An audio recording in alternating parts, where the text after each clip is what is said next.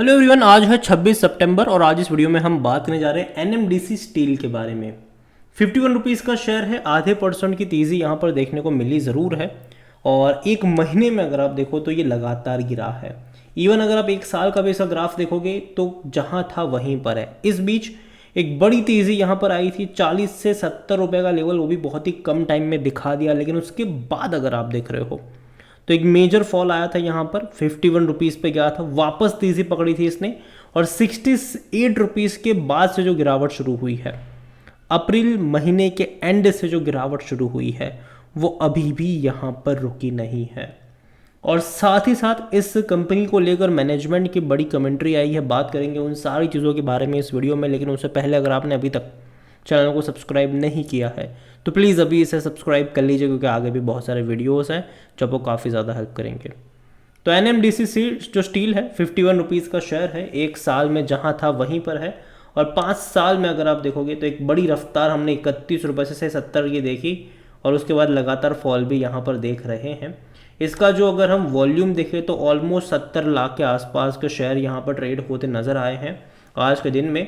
और कंपनी का all time high 73 rupees का था, 29 रुपीज़ का लो भी है। मार्केट कैप 15,000 करोड़ के आसपास देखने को मिल रहा है। कंपनी के बारे में देखें तो according to Moneycontrol user 100% लोग कह रहे हैं कि खरीदारी करो, 100% लोग, ठीक है। और यहाँ पर डिविडेंड के बारे में देखें तो हालांकि वो पे नहीं कर रहा।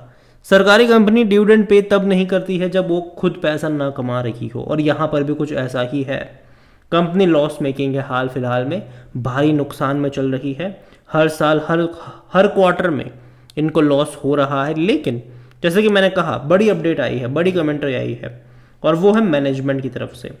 एनएमडीसी स्टील के जो सीएमडी है उनका स्टेटमेंट ये है कि कंपनी जो है वो इस साल के एंड में ब्रेक इवन हो जाएगी। मतलब प्रॉफिट ना प्रॉफिट ना लॉस, एटलीस्ट जो लॉस कर रही है अभी के टाइम पे वो लॉस नहीं होंगे, ये कंपनी का कहना है, मैनेजमेंट का कहना है।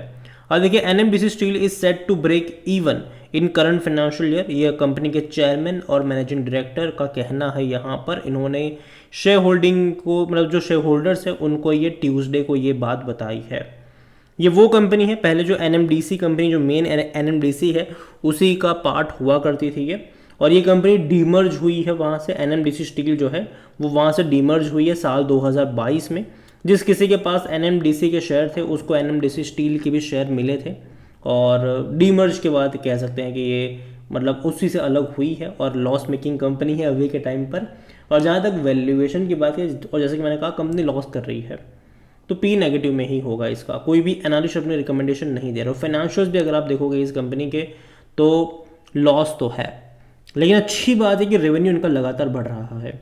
अगर आप देखोगे तो सितंबर 2023 में जहाँ 290 करोड़ का रेवेन्यू था वो बढ़ के 940 करोड़ हुआ, फिर और बढ़ के 1900 करोड़ हुआ, फिर और बढ़ के 2045 करोड़। तो लगातार रेवेन्यू बढ़ रहा है। लेकिन लॉस भी अगर आप देखो तो बढ़े हैं। यहाँ पर 130 करोड़ का लॉस था, फिर बढ़ के 570 करोड़ हुआ, फिर 860 करोड़ हुआ, फिर जून में घट के 545 करोड़।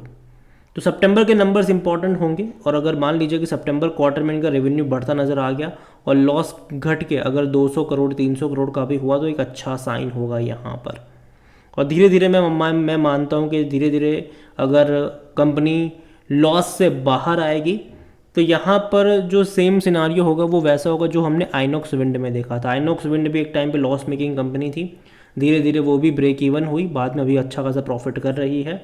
तो और शेयर प्राइस में हमने बाद में अच्छी खासी रफ्तार भी देखी। अगेन ये सिचुएशन के हिसाब से मैं कह रहा हूँ, ठीक है, कि अगर कंपनी प्रॉफिट में आ जाती है तो एक बेहतरीन तेज़ी जैसी हमने आइनॉक्स विंड में देखी वैसे तेज़ी देखने को मिलेगी। लेकिन अगर कंपनी प्रॉफिट में नहीं आएगी तो भैया अब जो शेयर प्राइस में डाउनफॉल देखने को मिल रहा है वो आगे भी जारी रहेगा, और या फिर एक रेंज में अटकता हुआ नज़र आ सकता है, 40-50 के रेंज में अटकता है ये नज़र आ सकता है, अगर कोई भी तरीके से कंपनी के रेवेन्यू में या फिर प्रॉफिट में इम्प्रूवमेंट देखने को नहीं मिला तो। और जहाँ तक शेयर होल्डिंग के बारे में देखिए, प्रमोटर की होल्डिंग 60.79% की है, इंस्टीट्यूशन बड़ी क्वांटिटी में है, 15.62% डोमेस्टिक इंस्टीट्यूशन के पास है, 0.60% म्यूचुअल फंड के पास है, 4.52% यहाँ पर एफआईएल्स लेकर बैठे हुए हैं।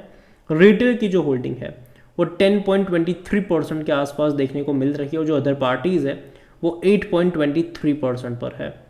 तो शेयर होल्डिंग पैटर्न भी कोई इतना बुरा नहीं, हालांकि म्यूचुअल फंड की होल्डिंग बहुत कम है यहाँ पर, डोमेस्टिक और एफआईएस की होल्डिंग यहाँ पर अच्छी खासी क्वांटिटी में मैं ज़रूर कहूँगा। और देखा जाए तो यहाँ पर ज़्यादातर खरीदारी जो जिसने करी वो रिटेल इन्वेस्टर ही है। म्यूचुअल फंड लगातार यहाँ पर बेचते नजर आए, सितंबर से लेकर जून का अगर आप ग्राफ देखोगे तो 4.10% से घट के 0.60% पर आ गए हैं।